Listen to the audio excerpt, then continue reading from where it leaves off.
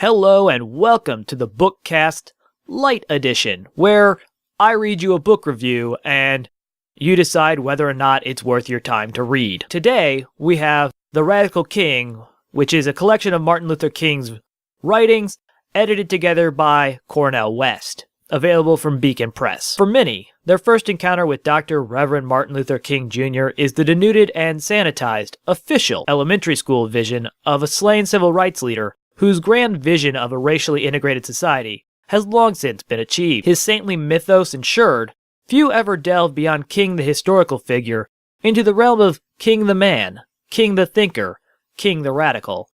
Like those secular saints before him, Lincoln, Gandhi, Mandela, King has been transformed from an enemy of the state into a legend of Republican virtue inherent in liberal democracy, despite the long and sordid history of those in power resisting to the very fiber of their being, and with temerarious violence, the very programs King and others like him sought to employ for our moral betterment.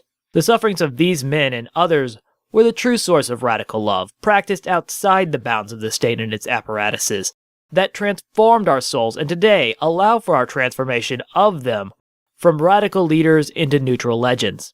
As cultural artifacts, legends offer us a static learning opportunity, a socially cohesive narrative, and an enjoinder to adopt certain ideals.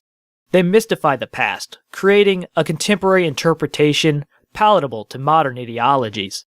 The Radical King is, for those interested in King the Man, a good introduction to radical love of King's unfinished program. Even for those knowledgeable with King's ideas, this edition of his writings, with minimal but evocative introductions, is a thought-provoking and insight-laden collection of King's writings. Organized into 4 sections, The Radical King introduces the reader to radical love, thinking globally and acting locally, employing non-violence, and the necessity of challenging economic inequality.